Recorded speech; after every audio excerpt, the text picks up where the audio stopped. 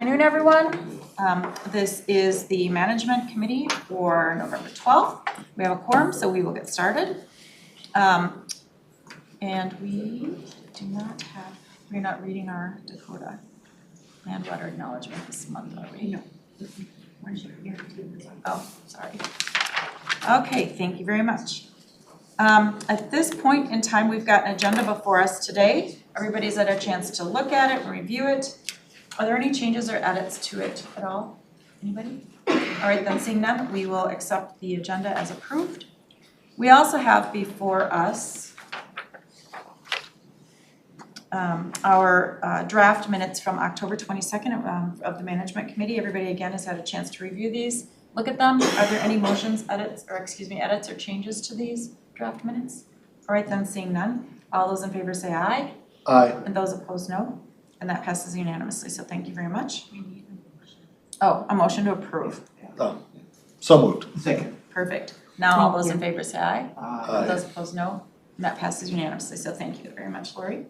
All right, we have some non-consent business items before us today. And our first one is 2025-293, and it's video conference paging maintenance and support services. It's contract 25P143, and we have Gretchen White or somebody with us today to go over this. All right. You know what we're going to do? Without objection, we are going to start with item number 2 then on non-consent business. And if somebody could get in touch with Gretchen or somebody from that division to see where we're at, that would be great. So again, without objection, seeing no objection, we're going to move item 2025-278 up. And we're super excited that Mark Thompson is with us here today. And this is for the 2026 Authorized Financial Institutions report out. So Mark, I'll turn the floor over to you. Thank you, Madam Chair. Yes, Mark Thompson, I'm the Treasury Director for the Council, and I'm here to present business item 2025-278, 2026 Authorized Financial Institutions.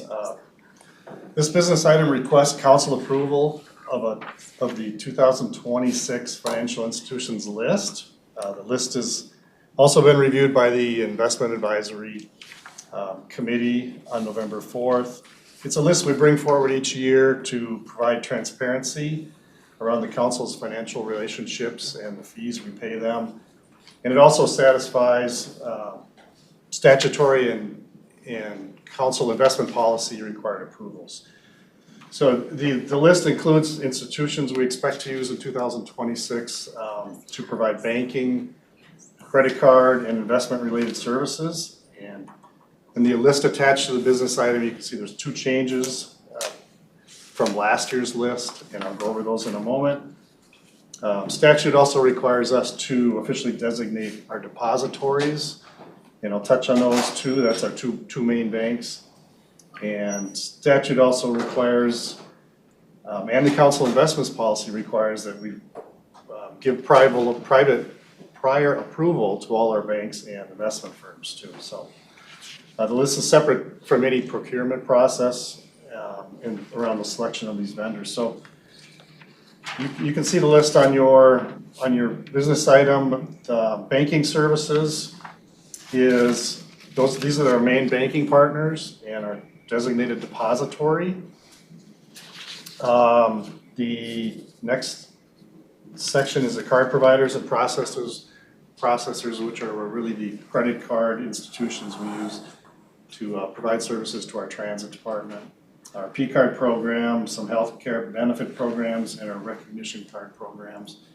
The custodial and trust and escrow section, those are institutions we use to safekeep our investment securities and provide escrow accounts if we choose to do a bond refunding.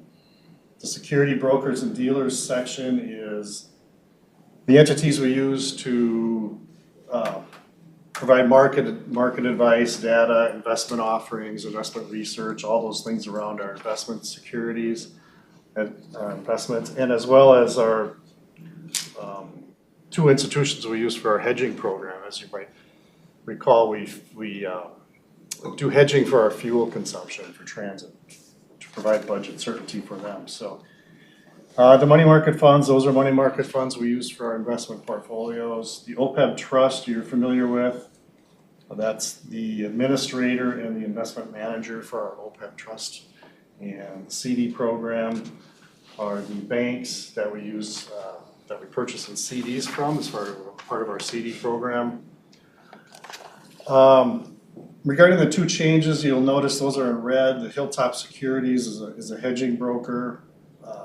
They were added to the list because RBC, our former provider, sold their futures servicing off to Hilltop, so we made the move with that sale. The Bremer Bank was taken off the list for our CD program. And that was just because they went through a merger with Old National Bank, as you probably know, and bottom line, really they outgrew our program. They became a $70 billion more of a regional bank, as opposed to the goal of our CD program is to help community, our smaller community banks invest back into the community. So we did have a conversation with them back in June, explaining again what our program was about, and there was complete agreement with them that most of their community investments were done through the Otto Bremer Trust, which is out of the banking business, and that wasn't part of what Old National is going to be doing. Although we still have a great relationship with the people that were at Bremer who are now at Old National, and we plan to keep in touch with them as they are building their government banking business. So we might be in touch with them in the future on that too. So it was a mutual agreement. Nothing bad to say about Bremer at all, but they just moved off their trust, which was where their main community investment arm was. And it's not part of the Old National merger. So. Also on the business item is a list of the fees we pay these institutions, and I'll quickly walk through them.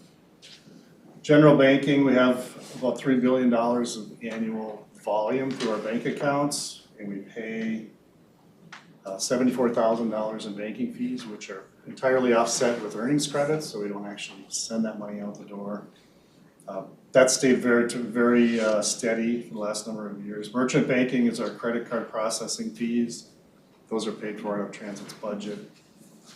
685,000 transactions for 14.2 million, and you can see the fees there were 465. Now these are fees we expect.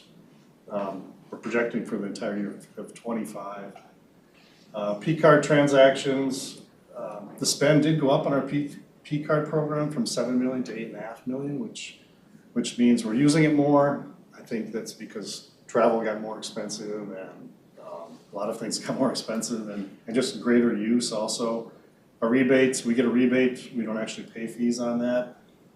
It's expected to be 120,000 for the year, and it was 110 last year, so we're still getting money back on that. Custody fees, that's the investment custodian who holds all our investment securities, which is required by statute. That we use a third-party custodian. They hold about 2.1 billion, and our fees are 13,500 for 25, which is extremely low. Last year it was 40,000. That's because we have a new contract with them and renegotiated the fees, which is great. Trustee fees and escrow fees are very small. You can see $1,600 and $3,000, and OPEB trust, as you know, is over at SBI, and Para is the administrator. We pay them about $40,000 to manage and administer that trust, which holds about 30 million. So that's all I have to present on this item. I'm happy to answer any questions anybody has. Great, thank you, Mark. Are there any questions? All right, Mark, just a couple of things. For 2026, first of all, do the banks independently set their fees, or is that under a bigger federal government thing? And do we expect that they'll be going up in the next year or two? Does the economy, I guess, at the end of the day, impact what's going on there?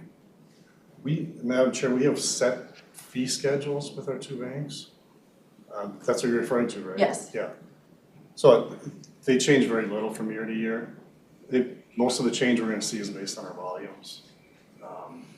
for sending out more ACH payments or increasing our services in any way, that can make it go up, but generally the fee schedule is set for 5 years on our contract Okay, per item, so. thank you. All right then, seeing no other questions? Anything else? All right, then we have before us a proposed action that the Metropolitan Council approve the 2026 financial institutions list as was presented to us today. Is there a motion? So moved. Moved by Osmond, is there a second? Second. Seconded by Jenkins, any further discussion?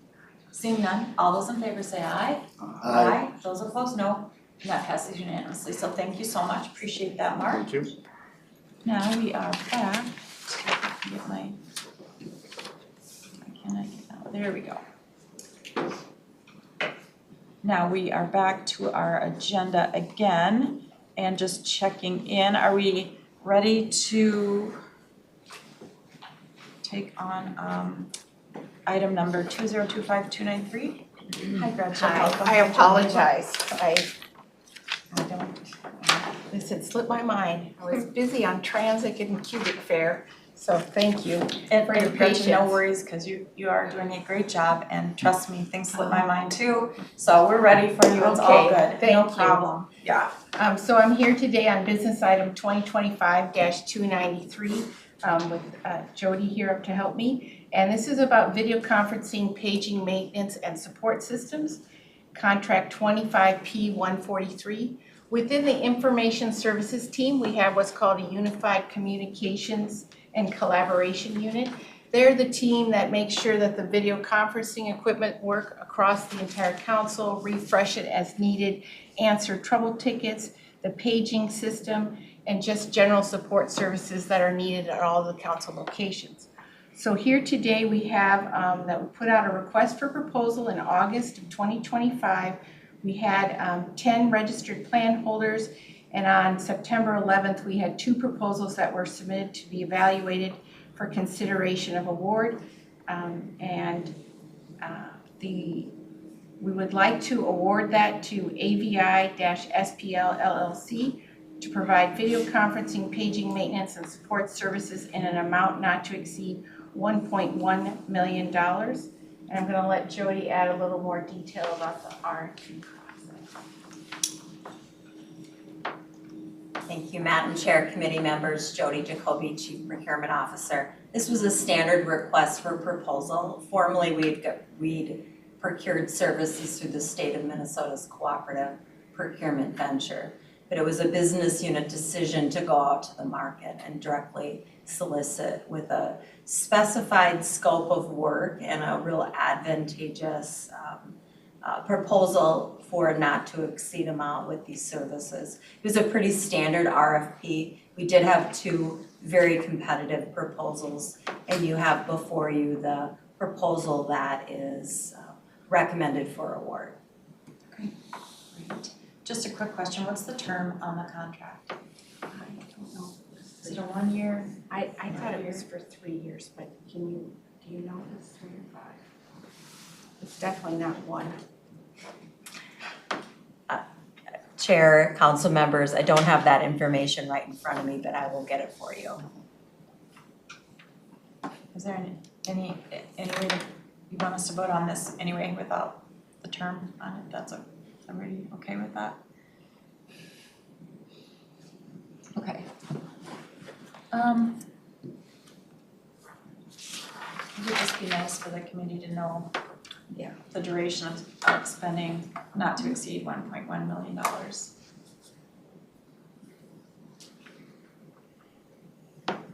Well, how about this? Do you think you can get it to us Yes, before we we can get it. go into closed session today? Okay, so what I'm gonna do, without objection from the council, is we're gonna put a pause on this and we're gonna postpone it to later in the agenda.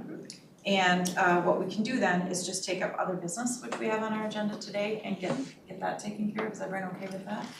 Okay, no worries, we're cool. Thank you. All right, yep, we can do this.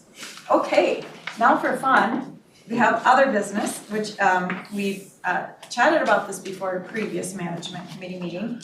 And what we need to do is on items 2025-261, it is the same week this week because we'll be taking it to the council. And then we have a second item that we'll be taking up, 2025-262, which also same week, because we'll take it to council tonight. And these are proposed actions to clean up some language that we had on some work at a prior management committee. So what I'm going to do is turn it over to Councilmember Jenkins to move through both of these items. We'll take up one first and vote, and then we'll take the second. Is that okay with everyone? Okay, sounds good. Thank you. Councilmember Jenkins. So, Chair, at our October 22nd, 2025 meeting, the Management Committee, us, approved business item 2025-261, adopting the updated version of Council Policy FM 14-2, expenditures for the procurement of goods, services, and real estate policy. The proposed action in the business item erroneously included some background and duplicative information. For clarity, I am seeking to remove extraneous language entirely and move clarifying language to the background section. You have been provided with a redlined version of 2025-261 that reflects the suggested changes. Therefore, I move to amend business item 2025-261, previously approved by the Management Committee at its October 22nd, 2025 meeting as follows. Strike the sentence from the proposed action starting with, "These policy changes are driven by the need," and move the paragraph starting with, "The changes to FM 14-2 increase the regional administrators," from the proposed action to become the second paragraph of the background section. Or to clarify, the amended languages in our business item. Okay. All right. Everybody know where we're at on this? Okay, strike the sentence from the I'm just repeating, thank you, if that's all right. Yeah. Strike the sentence starting with, "These policy changes are driven by the need," and that in our background is all outlined in red, so it starts with "these policy changes" and ends with the RA's authority to enter in construction contracts remains the same at 10 million. Is that correct? Okay. That is what I showed. Thank you. And then, starting with the changes to FM 14-2, this is the corrected language. Would that be correct? Correct. Okay, just want to make sure we're all following along, following the bouncing ball at home as well. Okay, so we've got a motion before us. Is there a second? Second. Seconded by Osmond. Any further discussion? Seeing none, all those in favor say aye. Aye. Aye. Those opposed, no. And that passes unanimously, so thank you, Councilmember Jenkins. Now, this is part two. Again, this is item number 2 under other business. It's 2025-262. Again, same week, because it'll be going to council. So I'll turn it over to Councilmember Jenkins again. Thank you, Chair. So at our October 22nd, 2025 meeting, the Management Committee approved business item 2025-262, adopting the updated version of Council Policy FM 15-1, Income Grants Policy. The proposed action in the business item erroneously included some background information. For clarity, I am seeking to remove extraneous language from the proposed action. You've been provided with a redline version of 2025-262 that reflects the suggested changes. Therefore, I move to amend business item 2025-262, previously approved by the Management Committee at our October 22nd, 2025 meeting as follows. Strike the sentence from the proposed action starting with, "This policy change brings the regional administrator's authority." And that is the motion. Thank you, Councilmember Jenkins. Is there a second? Second. Seconded by Osmond. All right, let's have some discussion on this. So again, just for everybody at home who's tracking with us, all of these background information that are being referenced in this motion and the previous motion are included, so people can see the language is being stricken, and in this case, there is no new language. So I just want to make sure we're all following along. Is there any discussion on this? All right then, seeing none, all those in favor say aye. Aye. Those opposed, no. And that passes unanimously. So thank you for everybody working hard on this and figuring it all out. And then we'll take this to council tonight and we'll make sure that it's buttoned up and we'll move forward on it. All right, I am not sure we are set yet to go back to 2025-293. Oh, you are? Yeah. Wow, great, super fast. Okay, so I'll invite you back up. We'll go back to that item, which is the first under non-consent. And we'll bring back Gretchen White. Thank you. So just for clarification then, the proposed action is for the Metropolitan Council to authorize the regional administrator to negotiate and execute a contract with AVI-SPL LLC to provide video conference, paging maintenance, and support services in an amount not to exceed $1.1 million in a term of 5 years. Okay. Thank you so much for that. Thank you. So we have the motion before us. I'll just reread it, that the Metropolitan Council authorize the regional administrator to negotiate and execute a contract with AVI SPL LLC to provide video conference, paging maintenance, and support services in an amount not to exceed $1.1 million and a term of 5 years. Do I have a motion? So moved. So moved by Osman, is there a second? Second. Seconded by Jenkins. Any other discussion? Seeing none, all those in favor say aye. Aye. Those opposed, no. That passes unanimously, so thank you very much, appreciate it. Thank you for your patience. Worth the wait. 5 years, worth the wait. Thank you. All right, with that, we've got some information items that are coming forward, so we get to bring Mark back.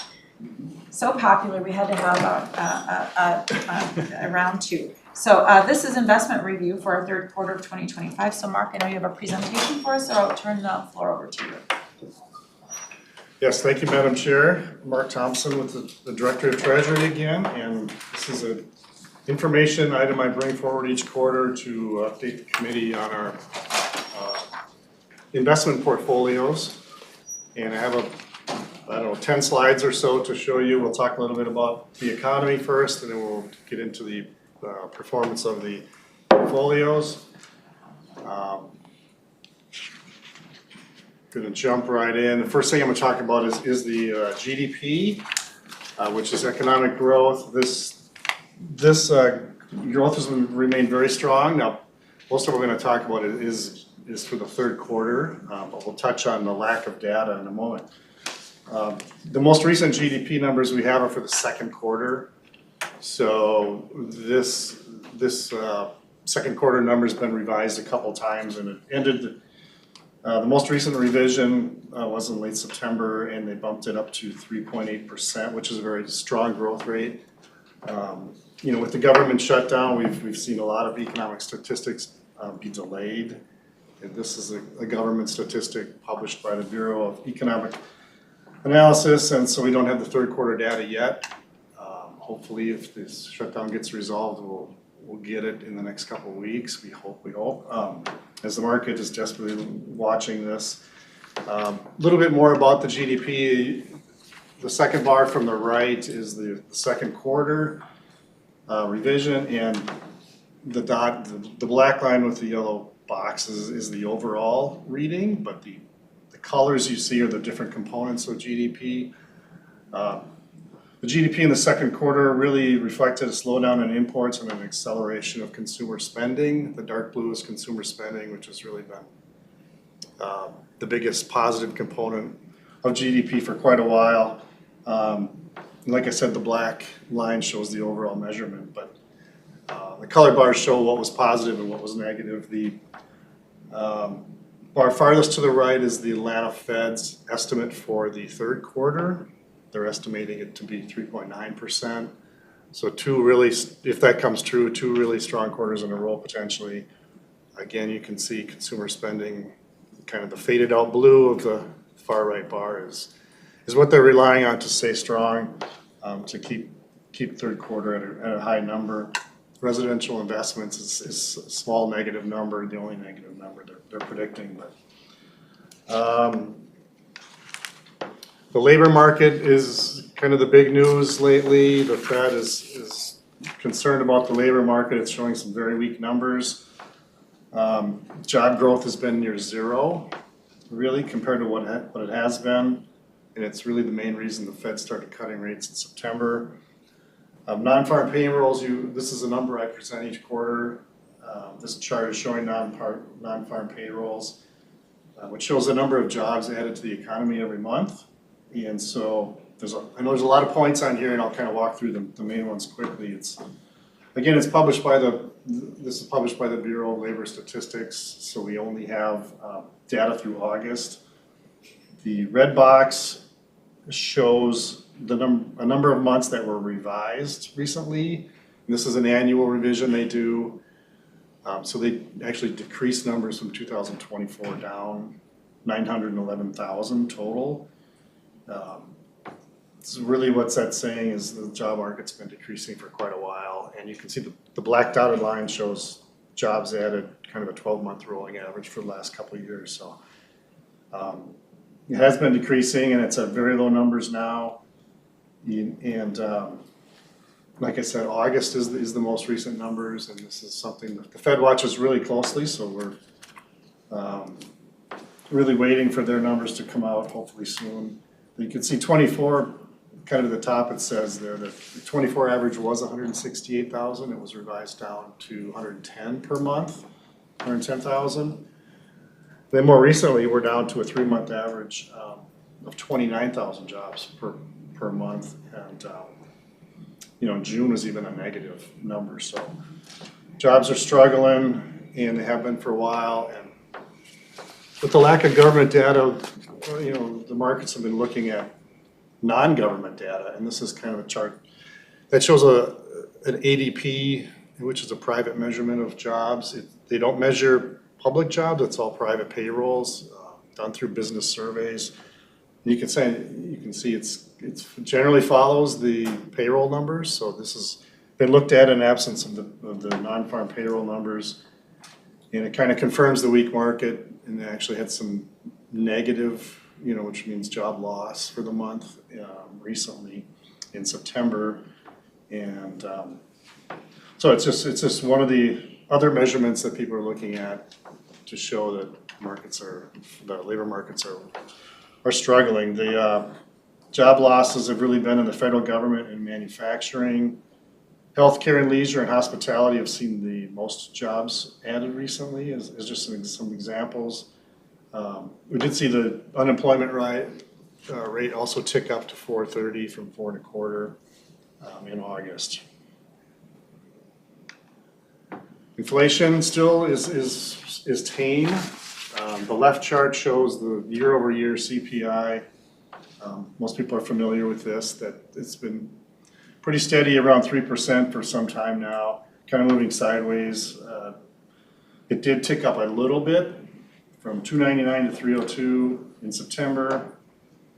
And you're probably wondering, why did we get September data all of a sudden? But the Bureau of Labor Statistics actually called people in to produce this number for September because they felt the Fed relies on it and needed it for their policies. So this one was actually one number that did come out. The year-over-year core inflation rate, which takes away the volatile food and energy sectors, actually went down a touch. First drop in a number of months. The right chart is monthly CPI. Some inflation pressures subsided in September. Core goods, you can see the breakdown. Core goods dropped, edged down a little bit. Service industry inflation also fell a little bit.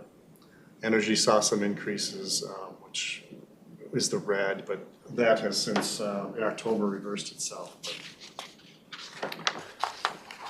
Generally tame on inflation, growth is strong, and the labor market's weak. So we have an interesting time for the Fed. And as you said, the little black box on the left shows the Fed meetings for the year and their target interest rates. So you can see they decreased interest rates 1/4 point in September and October. And there's one more meeting in December where Powell has come out and even said that that's not a foregone conclusion. They're going to cut rates again. So there seems to be some interesting dialogue at the Fed where some of the voters are still worried about inflation and some are more worried about the labor market, which they're kind of juggling. Which one of those is more important and which one should help determine if they cut again or not. So not a foregone conclusion that's going to happen again in December, but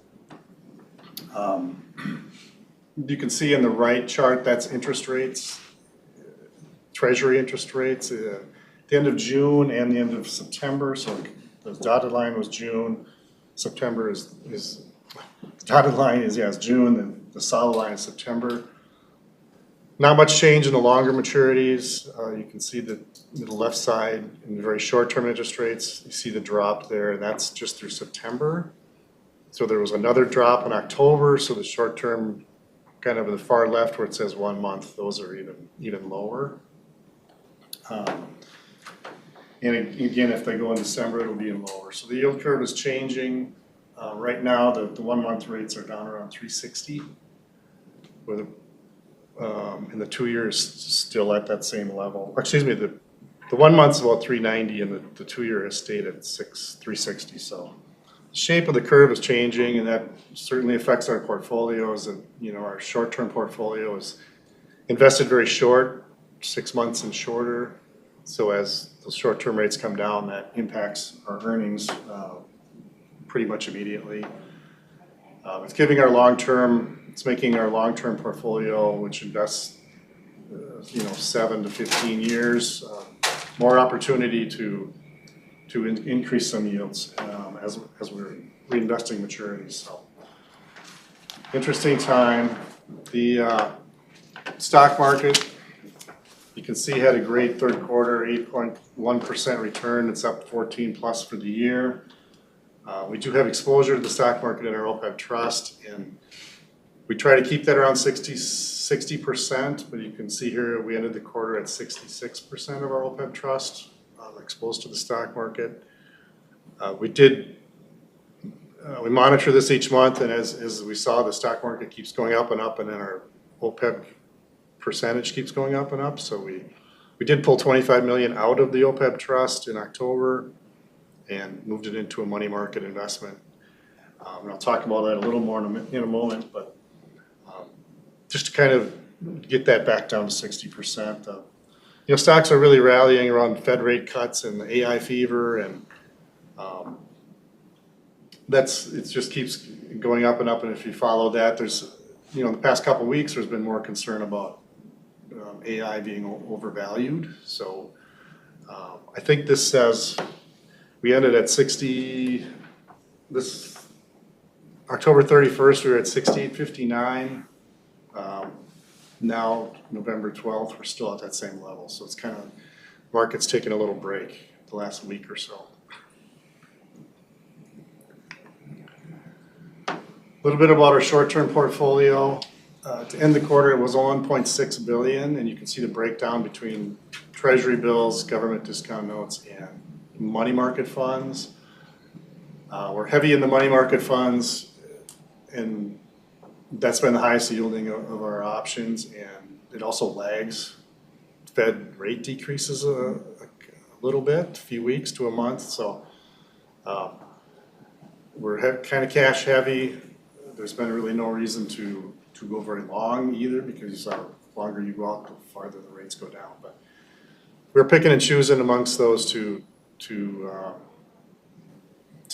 find yield. And you can see maybe we changed a little bit from the government agencies to the T-bills over the last quarter, but generally same strategy. The third quarter return was 1.07 versus our benchmark, so a little shy, but right on it. And our average yield dropped to 387 from 402 last quarter. Again, the rates started decreasing before the Fed started cutting in anticipation of that. So we're subject to those rates and those rate cuts. Interest income held in there, 17.9 million for the quarter versus 16.6 last quarter. The longer term portfolio, which is investing more of our reserves, longer term, different types of securities. Allocation really stayed the same. We're just kind of rolling over maturities in this portfolio to try to gain some yield. Many of the bonds we hold were invested at very low interest rates, 5 years ago, and so we're looking for opportunity as things mature to roll them into higher yields. So you can see the breakdown. It's 500 million in U.S. government agencies, treasuries, municipal bonds. Those are taxable municipal bonds, and CD program and our money market funds. The quarterly return was 1.27 versus the benchmark of 145. Our average yield is, like I mentioned, we're trying to roll into higher yields, so we're at 293 versus 275 last quarter. We've reinvested about 39 million during the third quarter, so that was at higher yields to help boost that up. And correspondingly, our interest rate income goes up a little bit. 3.3 last quarter to 3.5 this quarter. Duration, we're quite a bit short of our benchmark. And that's something we're trying to change, as I mentioned, as short-term interest rates keep dropping and the yield curve becomes steeper, we're looking for opportunities to move out the curve and invest a little longer. Investment earnings, this just gives you a real broad picture of how those two portfolios, the income they're earning over the past number of years. And 25 is on the right, that's through September. We're at 60 million. The short term's at 50 and the long term's at 10, and I think we're on pace to end the year at 75, 78 million. Very similar to last year, but maybe slightly less. This is the OPEB trust, which holds assets set aside to pay our future OPEB liabilities, and that's over at the state board. Third quarter return was 5.68, and the year-to-date total return is 11.1. So far so good this year. You can see our historical averages, 11.28 for 5 years and 10.24 for 10 years. So it continues to be a great investment for us. And you can see the values over the last 5 quarters there. The third quarter of 25 is the highest we've been at 414 million. We are going to make a withdrawal. We are making annual withdrawals to reimburse the council for our annual OPEB expenses, and that will probably be 15 to 20 million. So that number will come down with our withdrawal, which will happen this month. You can see the breakdown in the equity bucket, fixed income bucket, and the cash bucket at the end of the quarter. Like I said, we moved some out of the equity bucket to bring that back in line with our goal of 60%. And that's sitting in the cash pool right now as we need to make a withdrawal. So, and our OPEB liabilities are still fully funded with these with the returns, and I think that's everything. Happy to answer any questions anybody has. Thank you, Mark. Are there any questions?